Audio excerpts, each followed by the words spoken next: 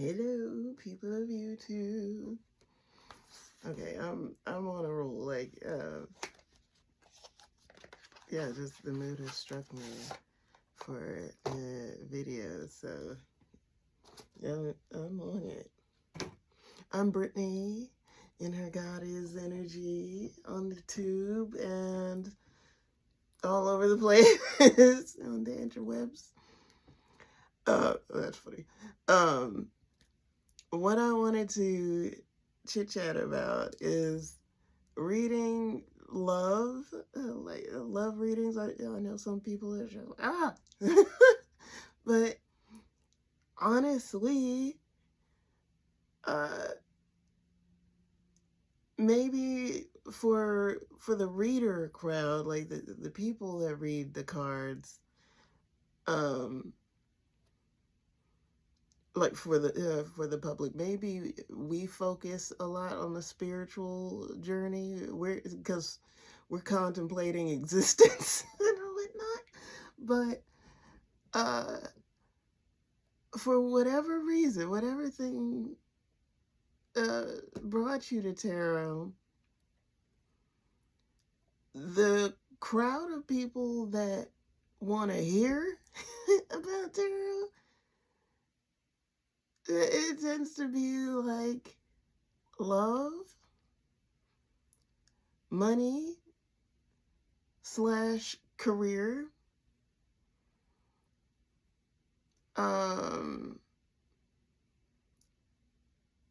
sometimes people want to know something that's like legal or health, but if you're on a hotline, then you're not going to be allowed to do that. uh, um,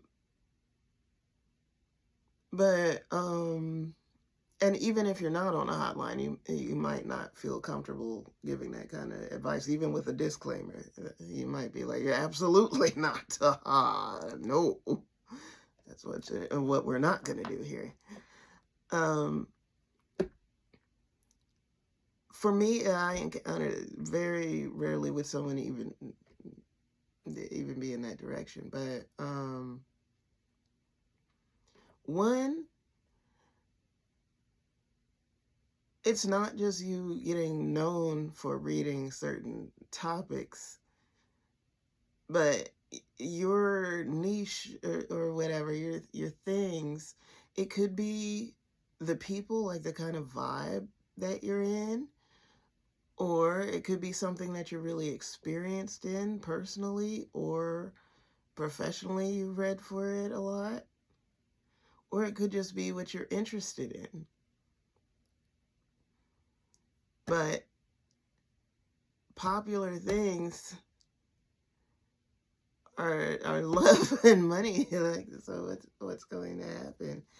And I have to say, like, I thought this was funny that as just like from the bottom of the deck, that this is the card that was there. And why am I cheesing so sillily?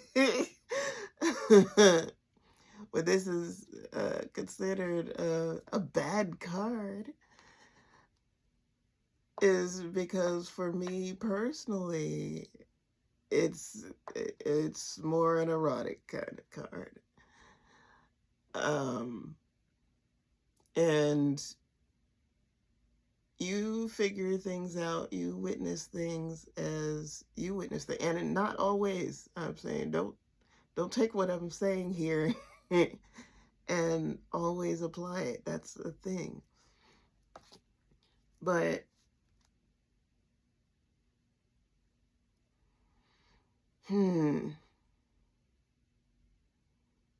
I have to be honest in saying that, because people will observe me personally and try to apply some things that I do as rules, and it might not work that way for you. I personally have never read tarot to end a connection, like to help me decide whether I should leave or not. Um, it's a feeling, it's either a feeling or I've experienced sudden calamity. And so the calamity made the decision. Like there was no way further. There was no way to continue. So the decision was made without me having to really make one. I could have made one to try to stay, but it could have tried. But my personal experience has shown me that I better heed when when someone is forcibly removed from my reality.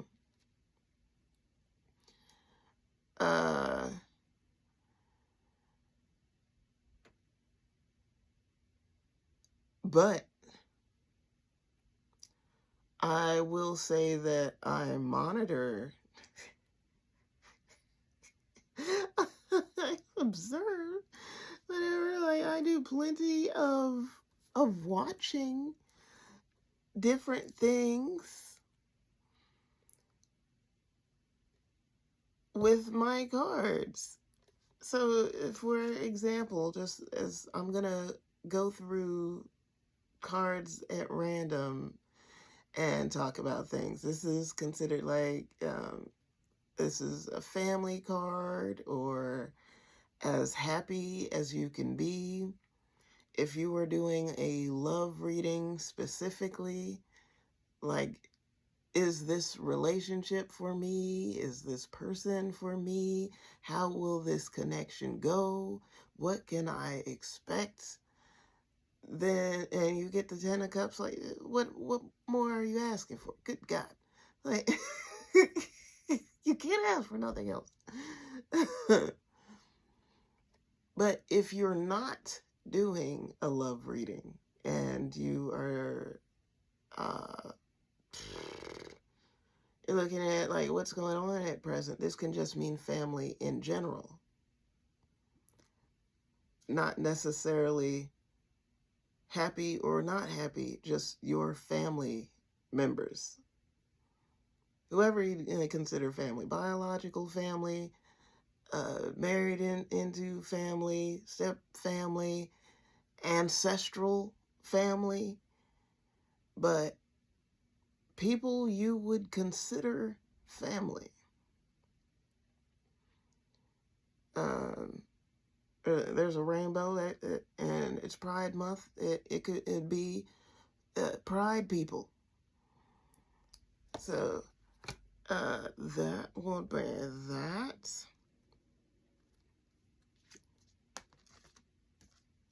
Let's go with this. I'm like, this is going to be numerous card specific to me, so I'm going to skip around after this one. But a love reading, and you get the star, the person is probably going to be healing to you, or you're healing to them. Maybe they are a star, famous person. Maybe they are visible. There's a highly visible person, or you are naked, naked in front of them. This could be some naked time, also. So,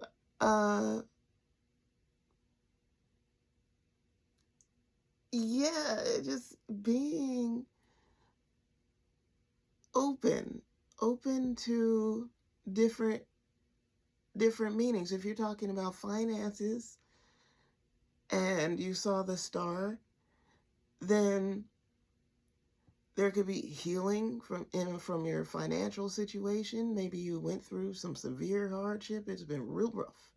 For you to see the star in relation to your monies, yeah, it's been hard times. And this could be healing that situation. Or you will experience healing through your financial situation being corrected. Can also be, again, fame. It could be some variation of fame, visibility being what leads to the healing of the finances.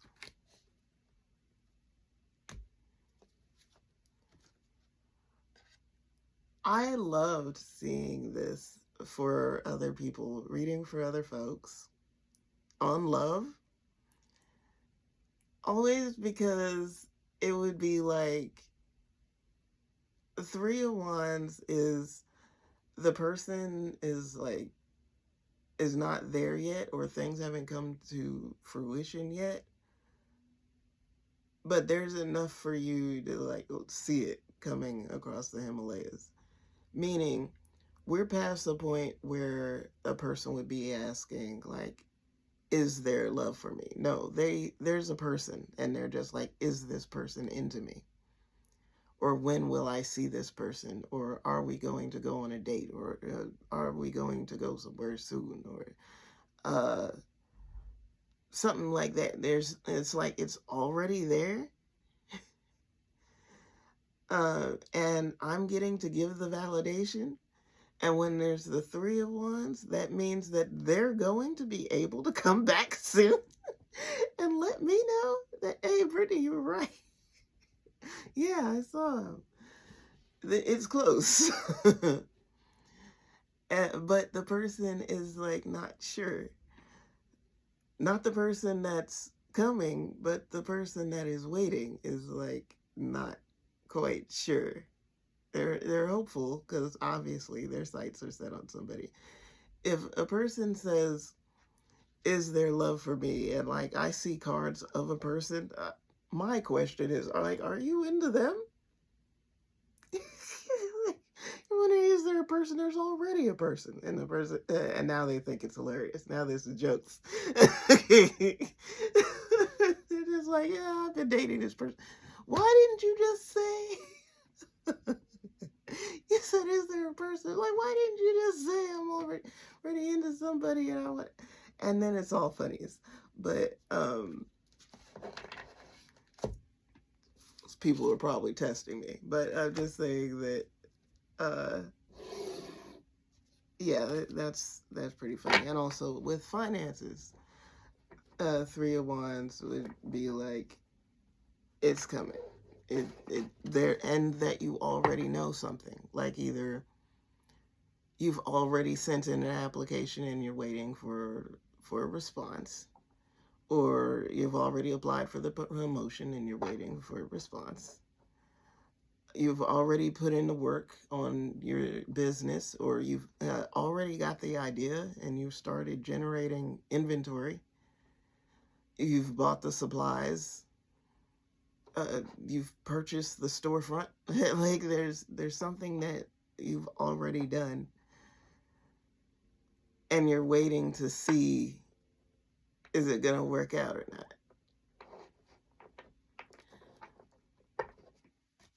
So in eyeballing me, just to let people know, because it can happen, conflict from eyeballing me. I'm a very detached stalker type. Like I'm not gonna accidentally show up where a person is at. That's not me. I'm not gonna follow you around. I'm not gonna call your phone all the time, like all day, all night. I'm not gonna sit here and blow your phone up. I'm not going to send you a zillion texts. It's just like, unless we're like in a moment, like we're having a moment of text down. If we're having a moment of text down, or we're having a time where we're on the phone, then we're having a time. I enjoy being on the phone for hours. I enjoy sending novels of text. I enjoy sending a bunch of text. I enjoy sending little videos or memes back and forth. This all amuses me. But I also don't fall into an immediate panic if that's not occurring or it slows up. Um, and with the eyeballing, like, I think that is terrible if someone he'll drive by and look at a person in a boat. Don't do that. Don't do that. If you're like, if you know a person well enough to like know their dwelling place, like freaking stop by. But if you feel like you're gonna be stopping by and it's a surprise, and it could possibly be an unwelcome surprise, like, no, that's not good. That's not good. No, get you a deck of cards and learn how to read them so that you don't just see the answers that you want to see. And that's really what I try to teach, is how to see a variety of answers, because you don't just want to see what you want to see. And you don't just want to see only bad news either. You want to be able to see a variety of things. And if you're absolutely stumped, then that means you need to either hop on YouTube and listen to some other readers interpret that card, or you need a book. And you've got to be able to trust your own judgment with the book. And if your question is about love or career and you're totally stumped, and then so you've decided you're going to get a book, you can ask the cards if the book that you're looking at is going to be a good book for you. That answer will be clear. It'll be clear. It'll be easy. You say, is this the book that I should get? And you get the Ace of Wands? Yes. Is this the right book for me? 10 of Cups? Your family says yes. You'll be happy. Should I get this book on to help me figure out what I should do next in my career? Ace of Pentacles? Yes. 10 of Pentacles? Yes. 8 of Pentacles? Yes. What could be a no? 4 of Cups? It's going to be boring. You're going to get that book and be like, this didn't teach me anything. Should I get this book? 7 of Cups? No, it's going to confuse you. Should I get this book? Death? No.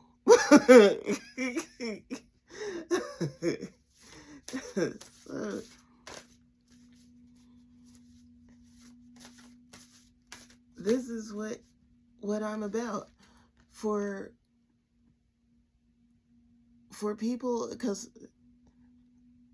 this girl, like, it's not that like I'm always is looking for least expensive or whatever, because it's like, if you've witnessed me with the decks, I got some like expensive cards by and by, but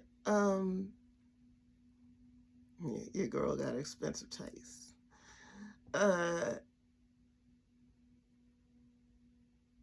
But if you get a lot of readings, it would behoove you to learn some cards. At the least, get yourself an oracle deck.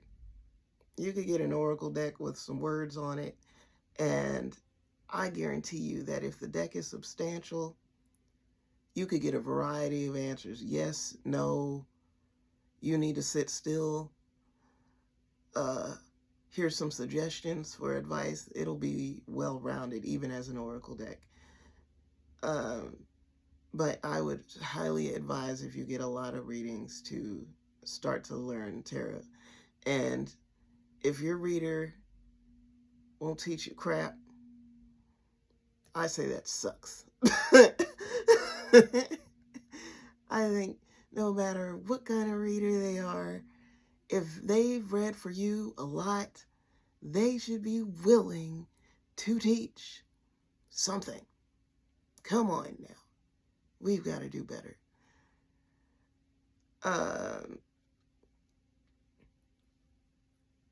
But yeah, there's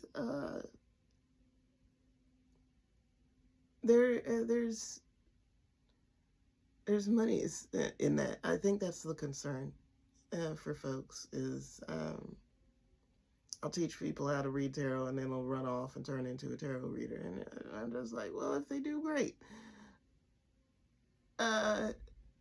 Each one teach one.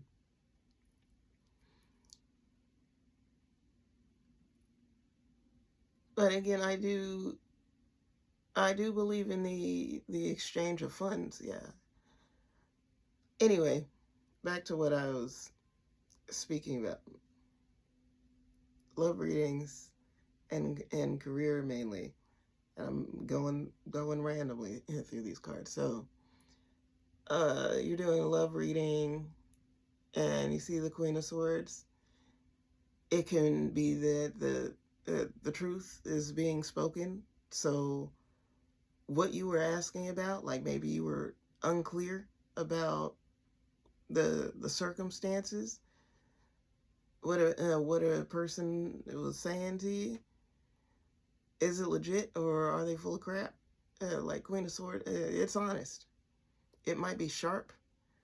It might come across as a little mean, or if it's a woman being referred to, she might seem a bit detached, aloof, mean, bitchy.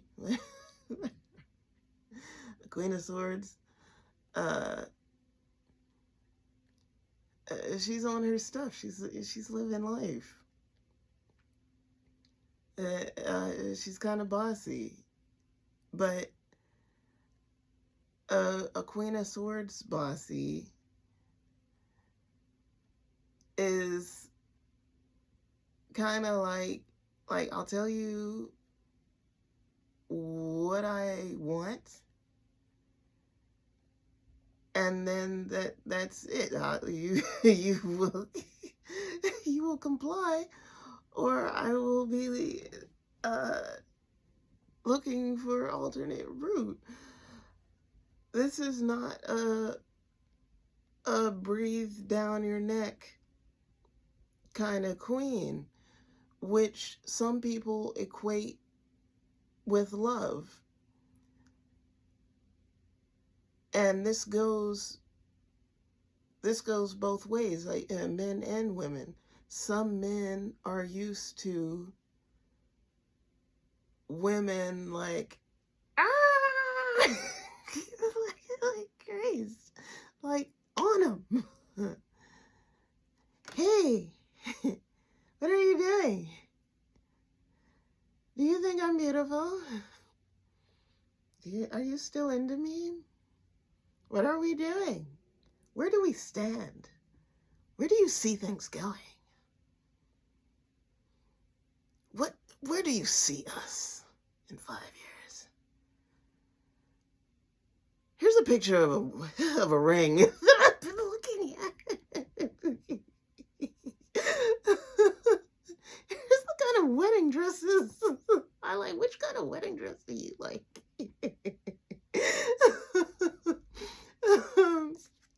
Some guys, like some men, kind of expect that, and this kind of queen is more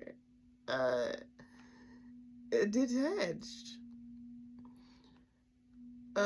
So anyway, when it comes to love, for me personally, as I'm observed, it's like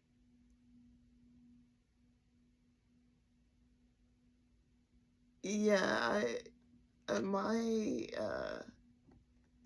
eyeballing or checking is of the spiritual variety. it is not it is not in a tangible way that people would observe. And I'd say this across the board, honestly, for Aquarians, that you might catch a lot of like, here's what I don't care about. Here's what I'm not worried about. And I may or may not be. If I tell you I really don't give a damn about this or that, I really might not. But I also might really be invested. So you have to know me personally to be able to know the difference. And it has to be current, because anybody that is not a part of my life at current clearly is off, like was off or is off about what I care about and don't care about. What bothers me beyond belief, that is just unacceptable, and what you could kind of get away with, what's playful for me. Something that's common in female relationships. A lot of chicks would be like, bitch, just all the time. And I can kind of take it, but I don't really like it. And so you might get away with a couple bitch is before I just stop speaking to you. But it's kind of close.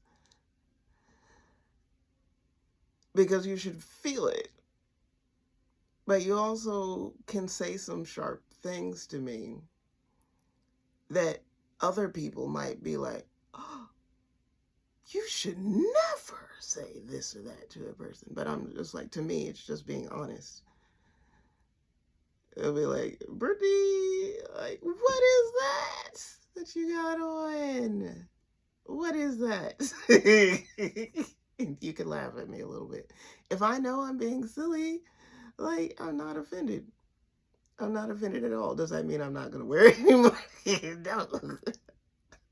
It doesn't mean I'm going to take it off. But I might. Or I might keep wearing it because I think it's great. But you can say what you want within reason. It's just like, you should be able to feel it. And that's a well-aspected Queen of Swords. Because a Queen of Swords could be cold because she really doesn't feel anything. Or she could be cold because you can't see her feelings. Her feelings might be a little hidden. She might play cool as a cucumber and have a whole lot of emotional undercurrent, but you're not going to know unless you're at a certain level with her. Queen of Swords in career is a communications boss. She's clear. She's direct. Can be an air sign. But chit-chatty. Probably a chit-chatty. Maybe not to everybody at the workplace, but probably one that could stand around and and prattle for a while. These are things like, again, if you read for a line, that can be very helpful. Just getting to know each of the cards can help you to identify situations, and it'll be like, just like magic. It's magical, mysterious. But it's also just knowing your cards, so you're within the realm of parameters. So even if you start to channel and information is just coming through, you'll still be within the confines of that card.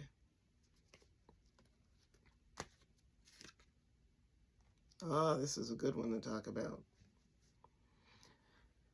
Love readings and the Nine of Swords.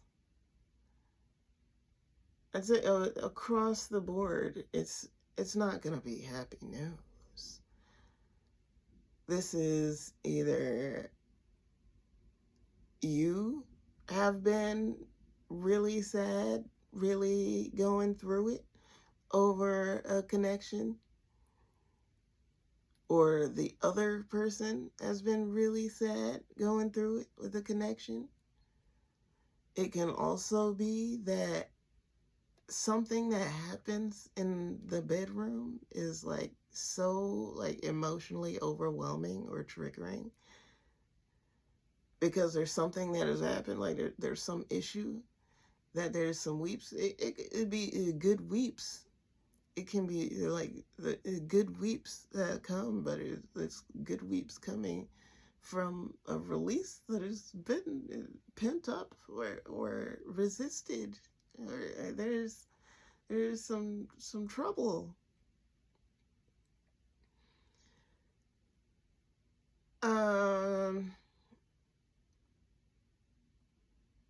What you can get from the books, it's just like, oh, maybe like a guilty person, guilt, shame. But again, like, if it's for you, then you know how you feel, or you know what reasons you have for feeling that way.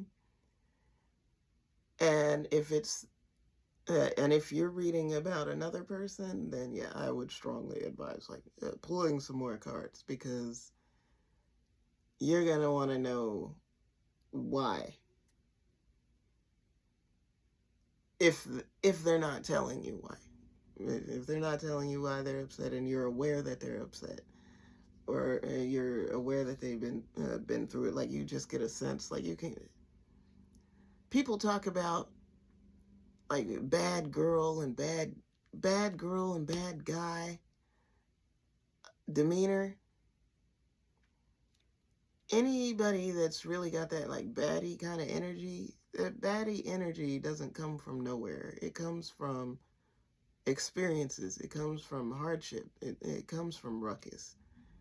So people look at that and focus on either the sexy or the danger part of it, the risk of getting played, or the risk of having fantastic sex with the person. They focus on that. But I'm just like, there's a lot that happens or has happened that creates that kind of energy. So one, I would say, don't be surprised that like you can't play a player. So if you think you can look at somebody with that baddie kind of energy and roll up on them, and you think that you're gonna like fandangle them of the mind and have your way, no, that's not what's gonna happen. You're going to end up heartbroken, because they could see that already. They can sense intentions from a mile away, and they use that, or like they use it how they want to use it. So just thinking about it,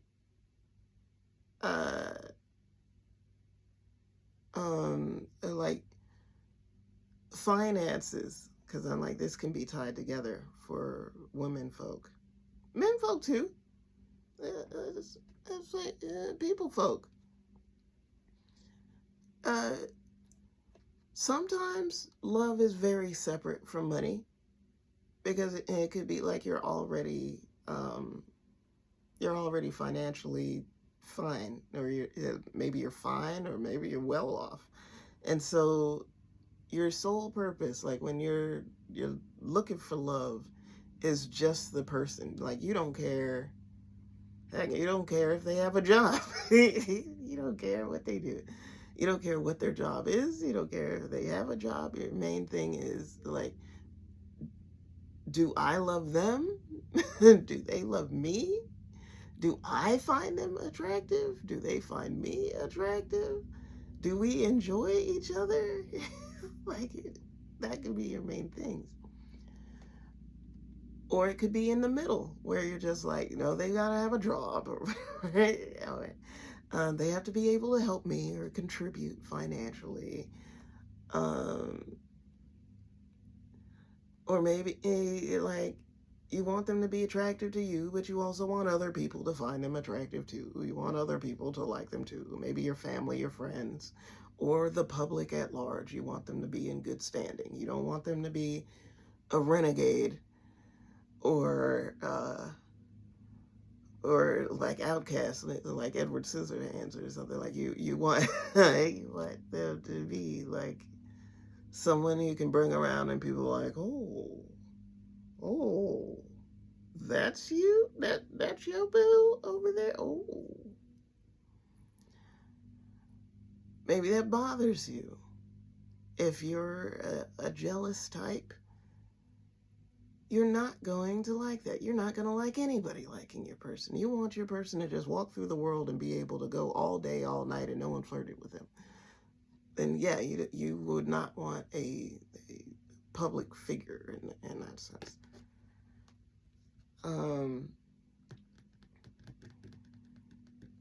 Anyway, yeah, some people love and finances might be separate. For others, it can be more intertwined. But if you are male or female and you want a person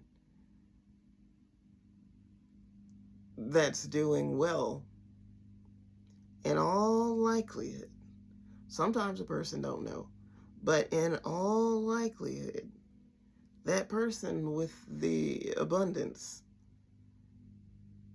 is used to people being attracted to their abundance. They are used to people pining for it, waiting for it, wanting to see signs of it. So that abundant person might hide their money, might give you very little of their money. Why? Because they're riding you out. Maybe they give you a hard time. Like you got to go through so much, jump through so many hoops. Why? Because they're used to people ditching once they get what they want. They want what they want, or every time they approach, they got their hands out like what you giving to me? So they're annoyed until they give a hard time. Or by contrast, they might not know how to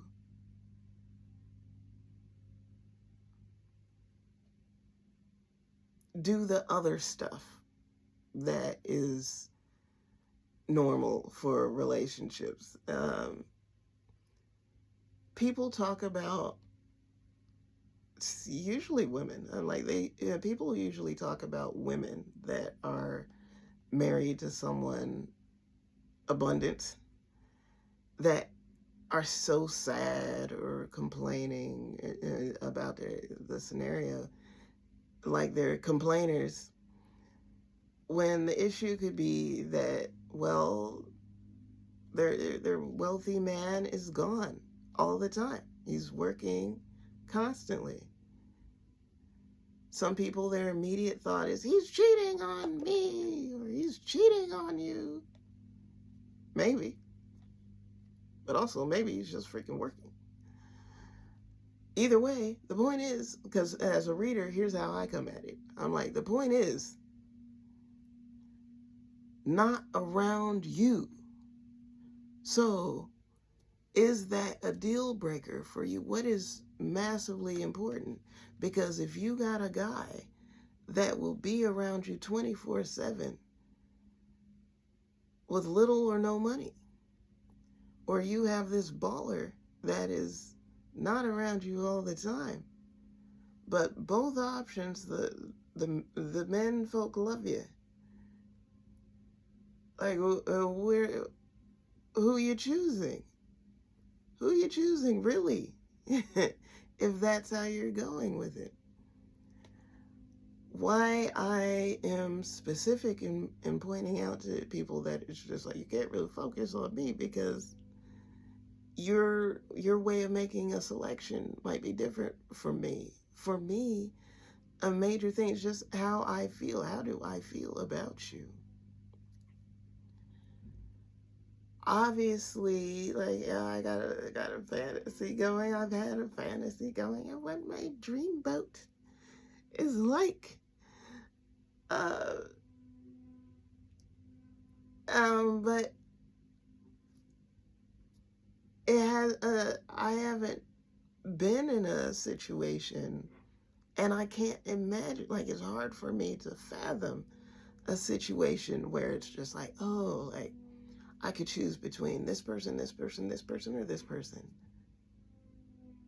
I don't allow that many persons close to me.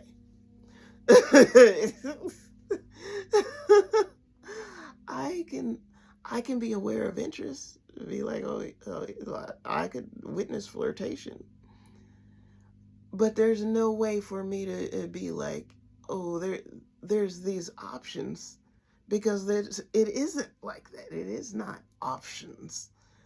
It's, I'm into who I'm into, whether we're talking all day or we're not talking all day, or he's pissed me off or he hasn't pissed me off. It's not called all of a sudden because I'm pissed off, like, now the options are available. No. Or I haven't seen him in a couple days. The options. Like, no. Do I judge that as terrible? No. Go ahead, girl. Enjoy yourself. If you like to date numerous or a man, it's because it's not just men. Women will say men like lots of women, and women don't. Like, women are always with one man. No, there are women that date more than one man at a time, and that's not new. It's not just, it's all freaking Cardi B and Megan's fault that these women are dating numerous men. No, there have always been women that have dated multiple men. And there's men that date multiple women. So, a difference, important thing in reading tarot about somebody, because if you're doing an interrogation from a distance, you need to know the difference between someone that is getting around or has gotten around. Also, how you judge that. If you can't stand the thought of someone that's been with other folks, I'm saying that's not just a men having trouble with women thing. Like, oh my God, men just want virgins. And if you're not a virgin, like, you're really just out of luck.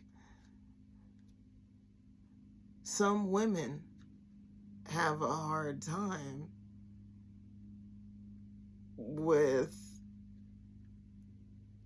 knowing a man has either had a serious relationship, several serious relationships, several non-serious relationships, many non-relationships but dabblings. Some women can't stand it. I think it has to do with the options thing and capacity for care. But back to the baddies conversation, do you have the capacity to emotionally be there for a baddie? Or would you just say, ill, gross? They don't need that. You think you're going to get close enough to a person to say ill, gross because of what they've been through? Like, it's not a chance. They can see you from a mile away. You end up heartbroken because you never got close enough to that baddie to do what you plan to do. So they've been through it. Ooh. Love readings. A lot of readers will be like, this is a sex card. This is some sex. Or an addictive situation, like, watch out now. It's gonna be bad.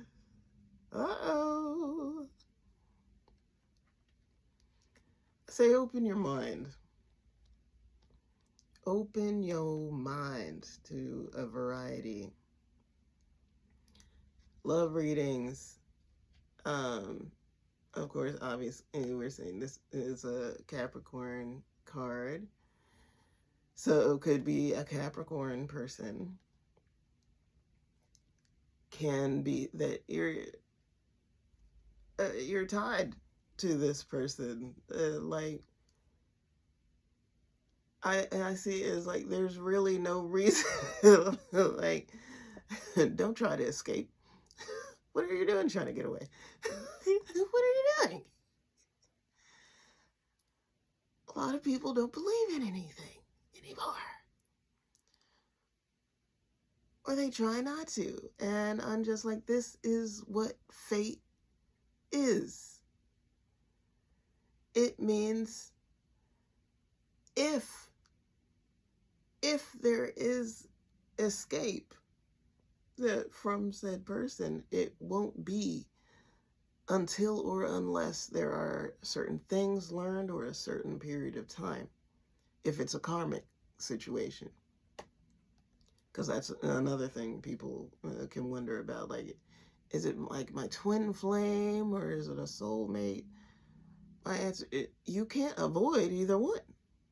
Like, excuse you. You cannot be like, oh, that's a soulmate and I'm just not going to F with them. No, you will F with them until the time is up or you have learned what you needed to learn. You may resist, they may resist, whatever. You're tied to each other and it's going to be sorted out. And soulmates are not just lovers. So I'm saying in a general reading, expanding this from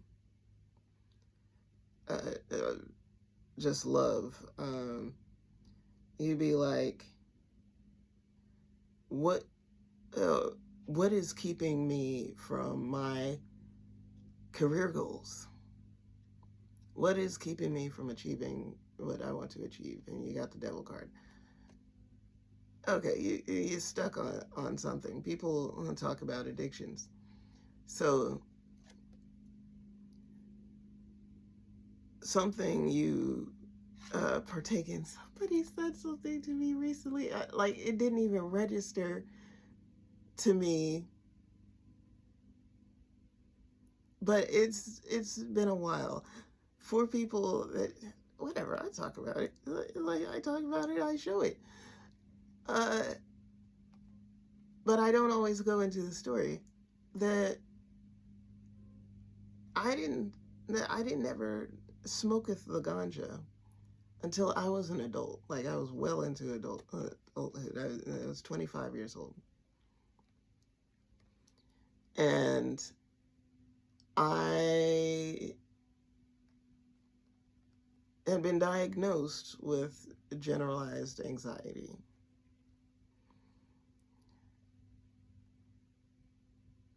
And told that it's not gonna go away. Like, this is a thing that's lifelong. Like, It's fine. Um, but different medications have different side effects. And if you are sexually active or whatever, or you'd like to be, some of those medications are just really the opposite of helpful for that. So your anxiety might be alleviated, but you also might not feel anything. It's just dead in the box. You don't think about it. You don't feel any sort of way about it. The box doesn't respond. Like it's done. So this can be problematic. Like you can still do the thing, but what's the point of doing the thing if you don't feel anything? You're not happy. You weren't in the mood in the first place, and you're dry as the Sahara. So I was open to trying something different. I did a lot of research. I've been a nurse. I'm coming from nursing. So I researched it, and after discovering all the different ailments that cannabis is used for, beyond the spiritual, beyond just having fun smoking the pots, I'm like, holy crap. Okay, so I can use, like I could try this. So a person that I used to know, a karmic person that I used to know, said, like, try it. Like, I'll get it for you, and I'll try it. This was before it was legalized. In my area, anyway. So this was a travel. But anyway, try it, and if it works for you, fantastic. You found out something else. You found out that something works for you. So I tried it. It worked. Like I wasn't sweating the way that I get. Like I could just combust. And from my speech, like just me talking, you might not be able to tell that I'm having an anxiety attack. But like I wasn't sweating, like I was just living. And a side effect of laughter, like times the sillies might strike me, but this is really something that I learned. It's not just called smoking weed. It's called, there's tons of different strains, and you have to figure out how to ingest it for you that's going to work. Because also, if you have a workplace that you can't smoke in or whatever, then you can't smoke. Then you're going to need to like take a pill or use a lotion or to eat a gummy. You're gonna have to figure out how you can dose yourself without smoking, because you can't be smoking and smelling like the pots. The other thing is strain wise. Some strains will make you sleepy, and you can't be asleep at work. You don't want to be so amped that you're like paranoid. That's where some people that say, oh, pot makes me paranoid, probably too high in sativa, whatever you ingested. So it's not pot in general, it's that pot that you had made you anxious.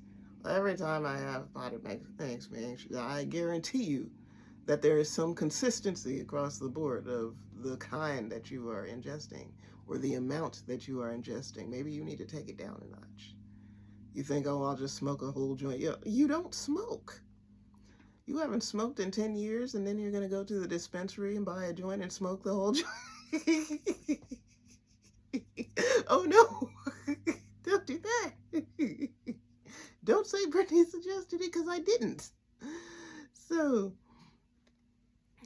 Um, okay, so what I was saying about story time that I forgot, and someone mentioned it recently, like at the store, like I was wearing a game shirt or a sweatshirt or something, and it was kind of one of those kind of moments. Like she wish she could wish she could partake, and I totally forgot like what, and it's like, oh yeah, for so many people still you can't really have people know that you smoke. You could lose your job, could maybe lose your kids, lose the respect of your colleagues. I don't know. Part of my anxiety, though, has been all that concern, like layers of concern about what people think and how people feel about me or in general from moment to moment, and being a psychic person. Because I'm not supposed to be responding to that, because I'm not supposed to know. Unless you said, I feel like da da da da da, or I think da da da da da, I'm not supposed to know. So I'm not supposed to be reacting. But I am reacting, and I'm reacting because I care. People say you shouldn't care what people think about you, but I'm just like, they absolutely do care what people think about them. I might not care what you think about me, but I am aware of what you think about me. So to help myself with that, I can't really do the things that people normally do for acceptance, because that is me stepping away from what I would naturally be doing for more acceptance. So I can't hide the fact that I smoke when available, when I'm able, whatever. Like I cannot hide that, because it would cause me stress to have the shame, to carry the shame, to carry the guilt, to carry, like, trying to be a person that whoever I'm speaking to wants me to be. You need to see me as this, and if you see me as a pothead,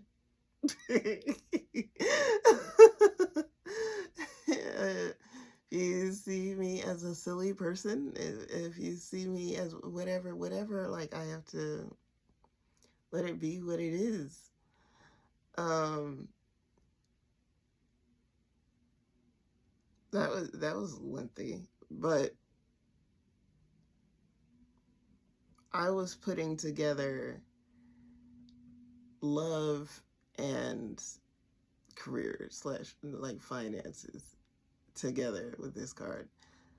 The devil can be attachments. Oh, and yeah, karmic attachments. It can be relationship you're going to be in until when, or just permanently. Also, permanently, it can be a dark angel. Because note, this is the darkest angel of the deck. There are angels throughout, but this is the dark one. So, within this Caucasian flavored deck, this is the melanated angel representation. So there's that. Um,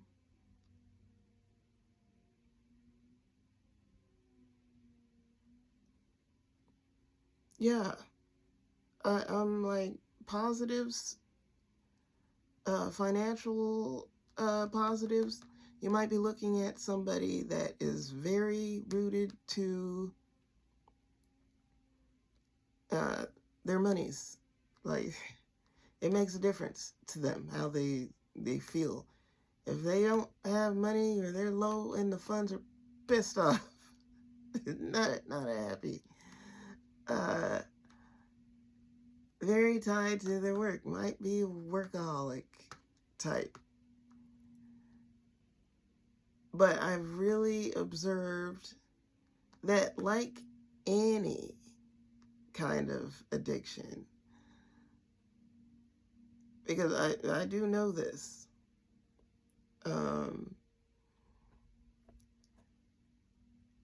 it comes from like either having a really hard time with the way that things are, or creating a kind of stability in chaos. Meaning everything might be upside down, but they still have whatever. Even if it's coffee in the morning, like who knows how the day is gonna be, but that coffee is there. So,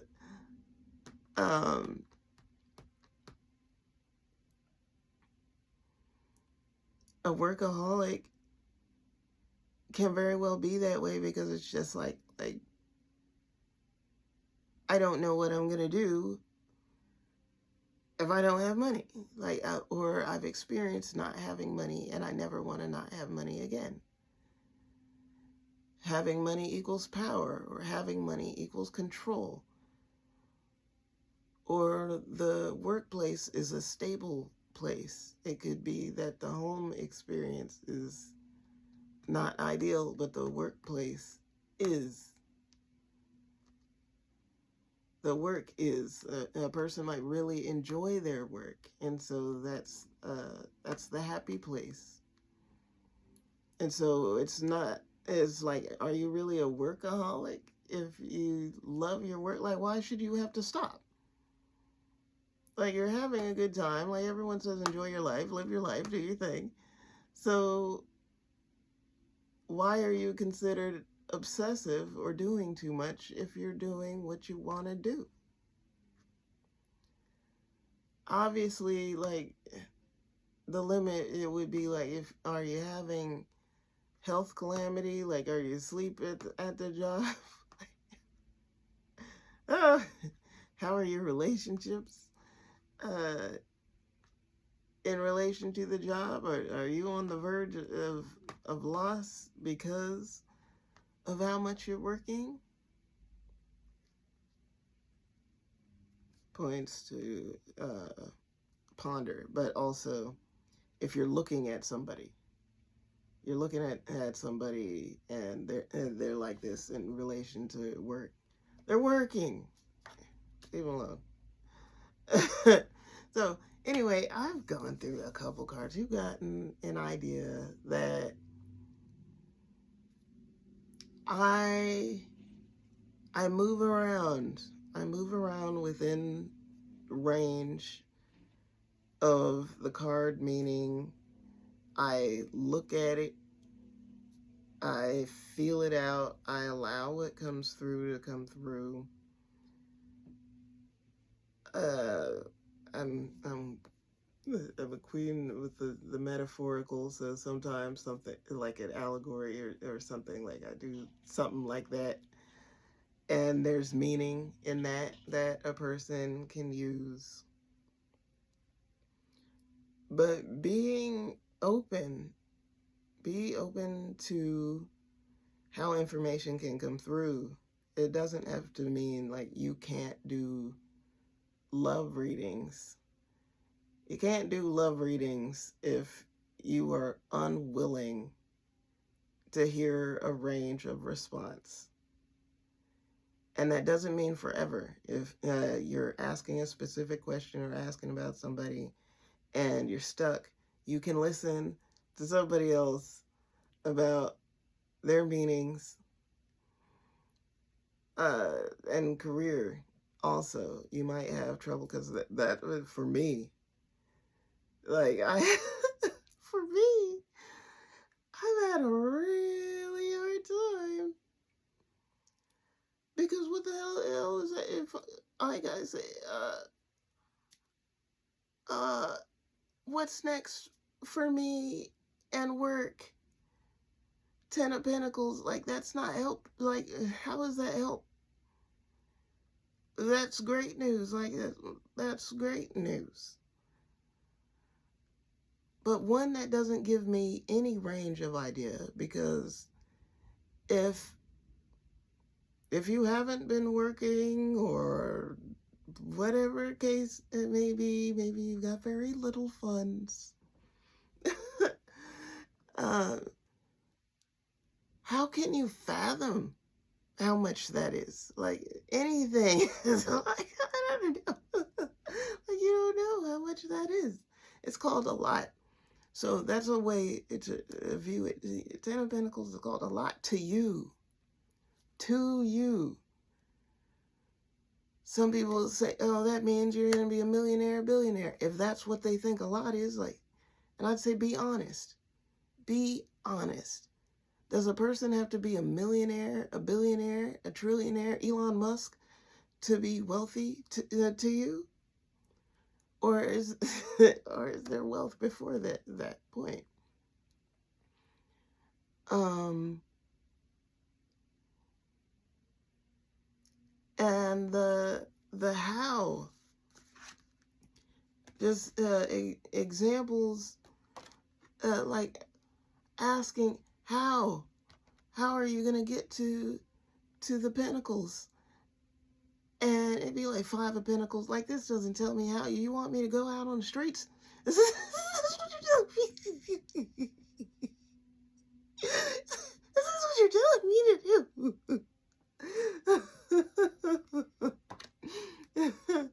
Are you telling me that I have to look impoverished?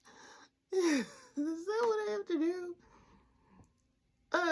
Maybe.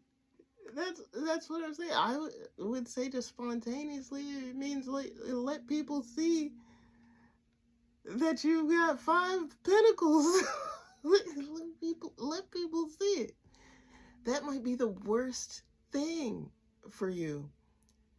I think of that movie Pursuit of Happiness, like by and by, because like it was so major to me, because that man was homeless and doing an internship for free because he believed in himself, and he's just like, if I get a chance to do this job and show them how well I can do this job, I know I can get the job. And once I get the job, then I will be paid, and it's going to be good. It's going to be great. But he was homeless. So I'm just like, I think of that movie Fun with Dick and Jane. And when he lost his job, like he had a good job, and he lost his job, and they stole, spoiler alert, whatever. This movie is kind of old if you haven't seen it, but they're stealing patches of grass, like because they got their AstroTurf repossessed. So it was took the yard back because they couldn't pay for the lawn. So they're stealing patches of lawn to fix the lawn because the wife was embarrassed of the dirt. So I'm like, yeah, to me, and it's just, this is a side effect of how I was raised, but a lot of people have that. I'm like, I'm in America. Yeah, for Americans, I think this is the funniest thing. It's like, I'm over an hour, but whatever. I'm about to be gone. About to be gone off this thing real quick. But it's said often what the financial state of America is, what the financial state of many Americans is.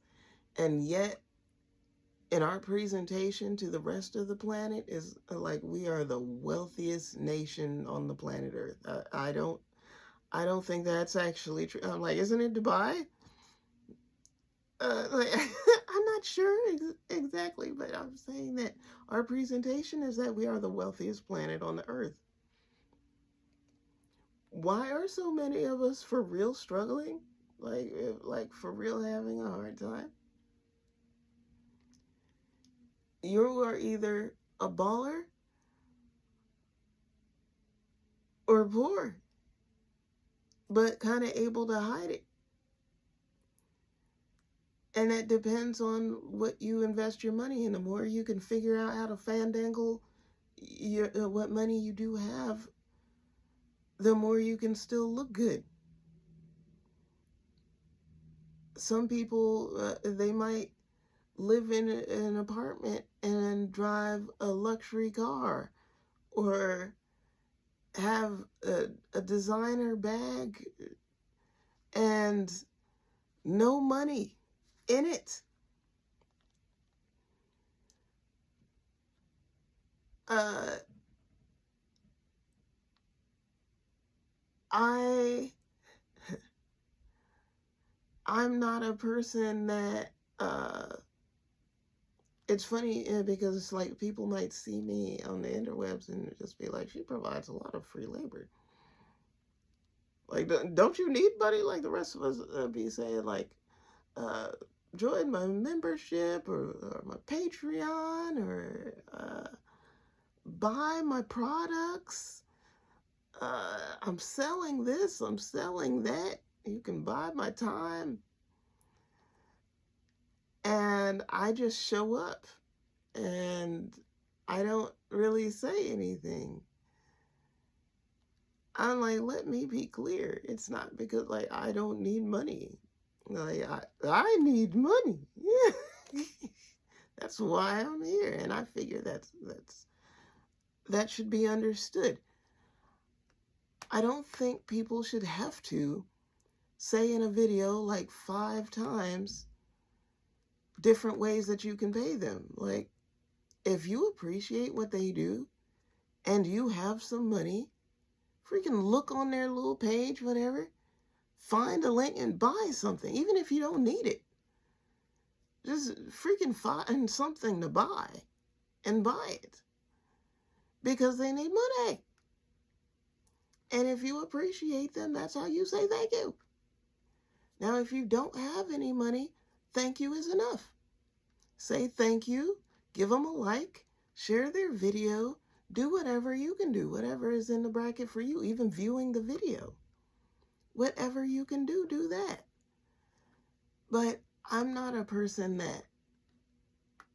that asks and asks and asks or announces numerous times. No. And it's not because there's not need or whatever. But yeah, the difference between the 5 and 10 pentacles, like just like the I say the 10 of cups is like family, 10 of pentacles can be family, and money is from family. But we live in modern times, real times. So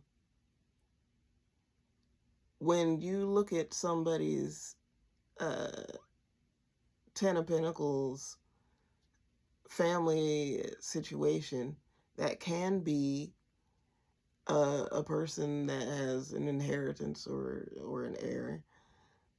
It could be someone that is well off and is like of a mature age or what have you. They're established.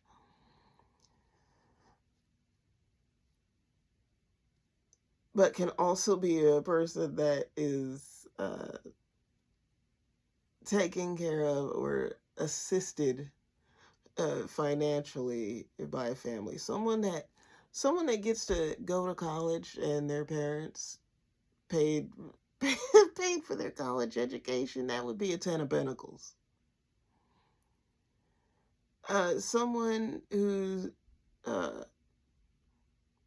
wow, another real life scenario that some people an experience.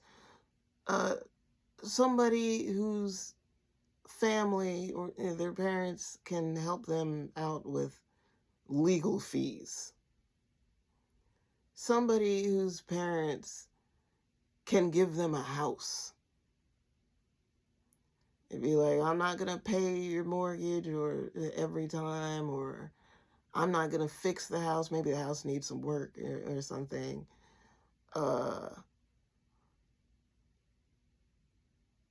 or you got a person that got to stay at a really nice house.